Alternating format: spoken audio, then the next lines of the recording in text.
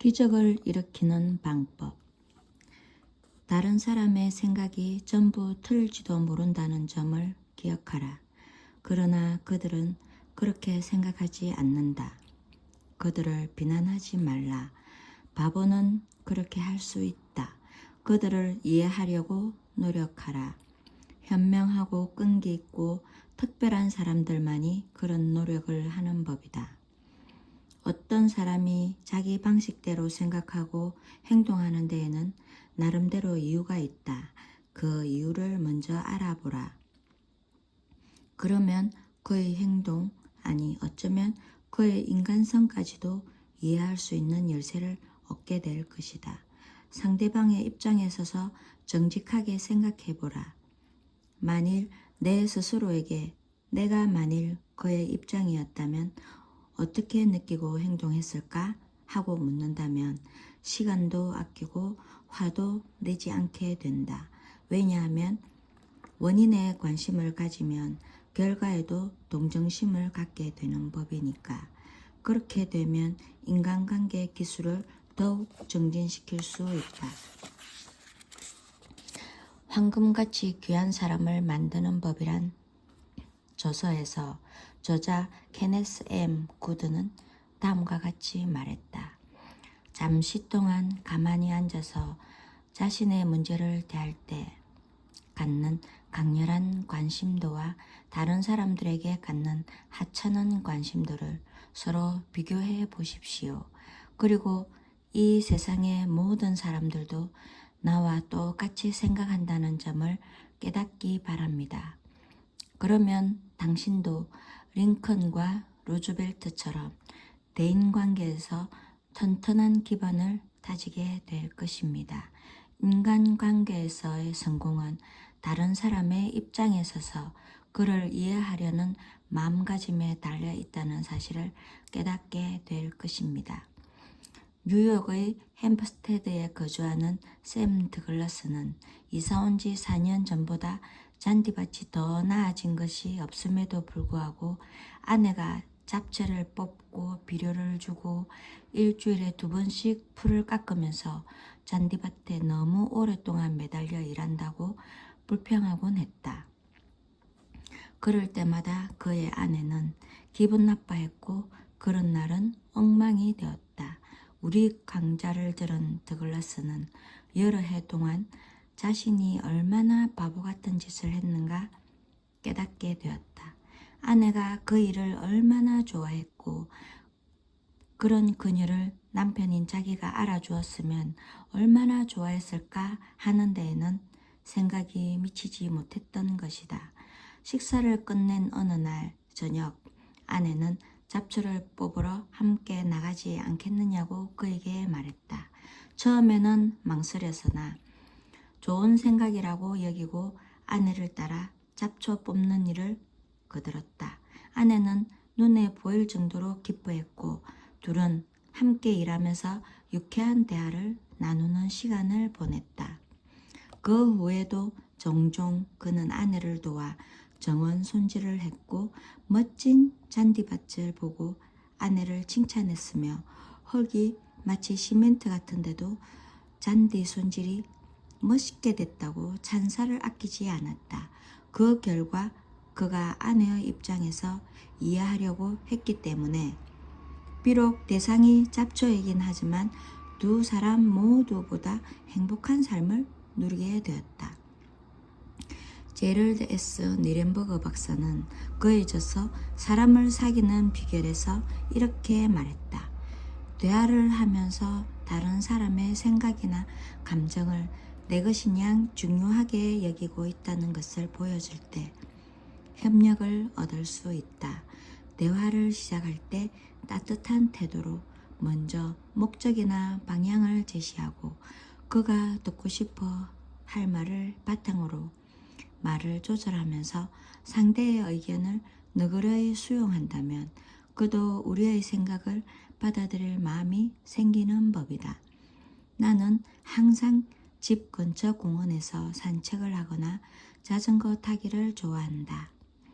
옛 갈리아 지방의 드루이드 단원처럼 나는 떡갈나무를 숭배하고 있는데 어린 나무와 관목들이 가끔 불에 타 죽은 모습을 보고 몹시 슬펐다.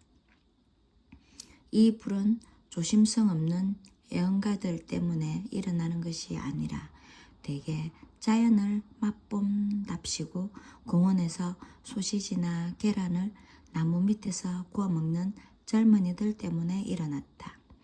어떤 때는 불이 너무 크게 나서 소방차가 동원되어야 하는 경우도 있었다.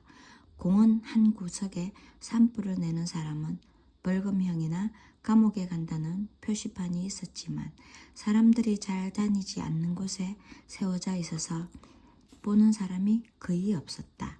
기마경관이 공원을 담당했지만 임무를 성실히 수행하지 않아 화재 발생률은 매년 높아만 갔다. 언젠가는 경관에게 산불이 급속도로 퍼지고 있으니 소방서에 연락하라고 말했을 때 그는 자기 관할 구역이 아니니 상관할 바 아니라며 시큰둥하게 대답하는 게 아닌가?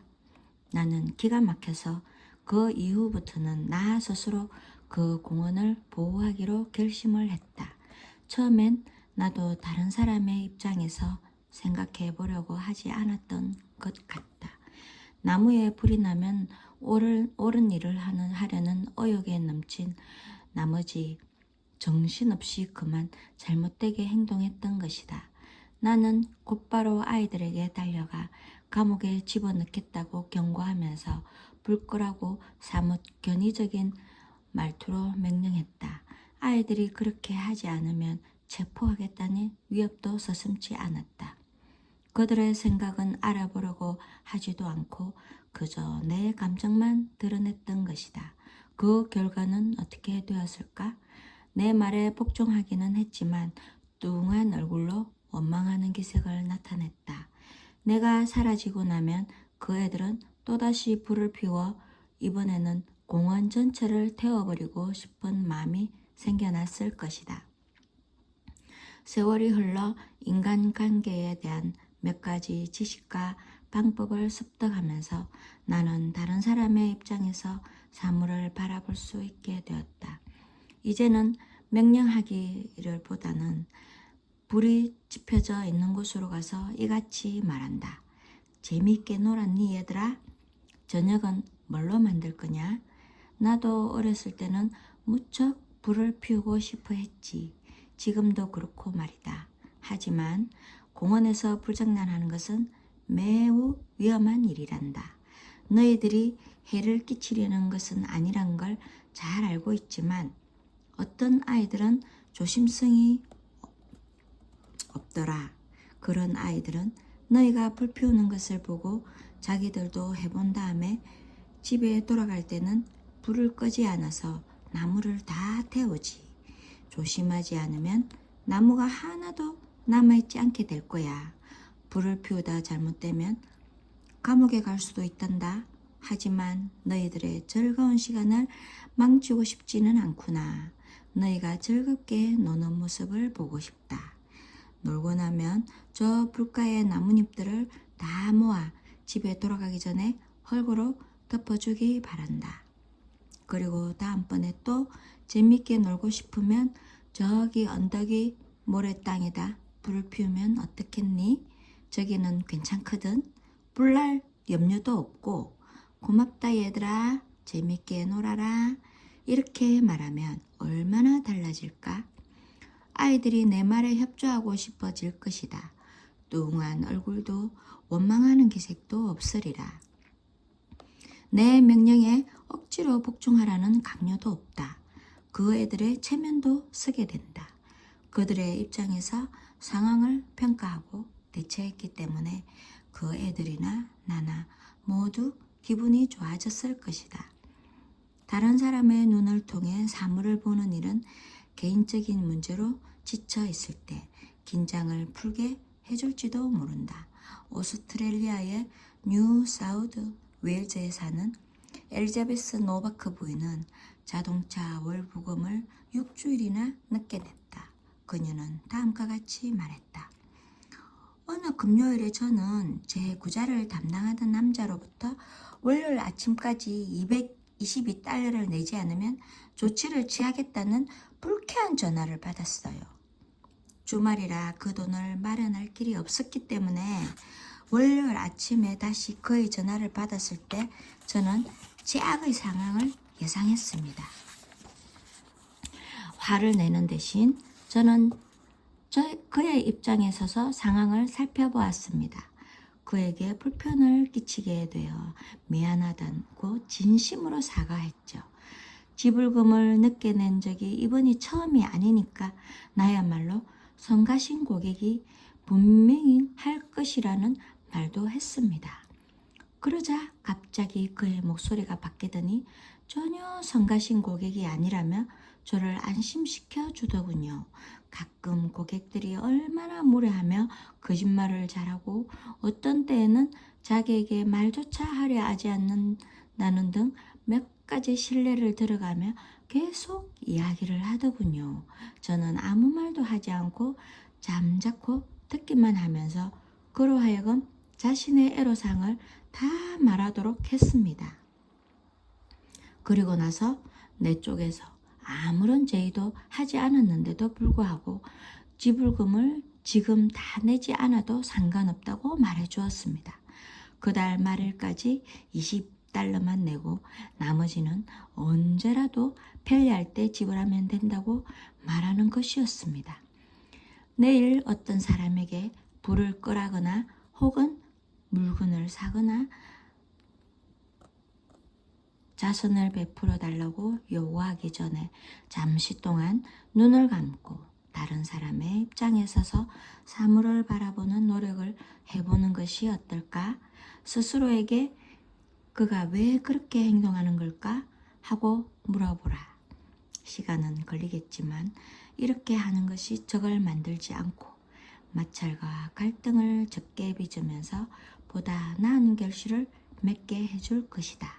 나는 면담할 때 내가 어떤 말을 할 것인지 또 그에 대해 상대방이 어떤 관심이나 동기를 갖고 어떻게 대답할 것인지를 생각하지 않는다면 차라리 사무실 밖에서 2시간 동안 서성대는 것이 더 낫다고 생각한다고 하버드 비즈니스 스쿨의 딘 더범은 말했다. 참으로 중요한 말이기 때문에 다시 한번 적는다. 면담할 때 내가 어떤 말을 할 것인지 또 상대방이 어떤 관심이나 동기를 갖고 어떻게 대답할 것인지를 생각하지 않는다면 차라리 사무실 밖에서 2시간 동안 서성대는 것이 더 낫다. 이 책을 다 읽고 난 후 단 한 가지 사실이라도 터득한다면 즉 다른 사람의 입장에 서서 항상 생각하고 다른 사람의 관점에서 사물을 보는 것을 배운다면 이 책은 당신 생애에 획기적인 전환점을 마련해 줄 것이다. 상대방의 관점에서 사물을 볼 수 있도록 성실히 노력하라.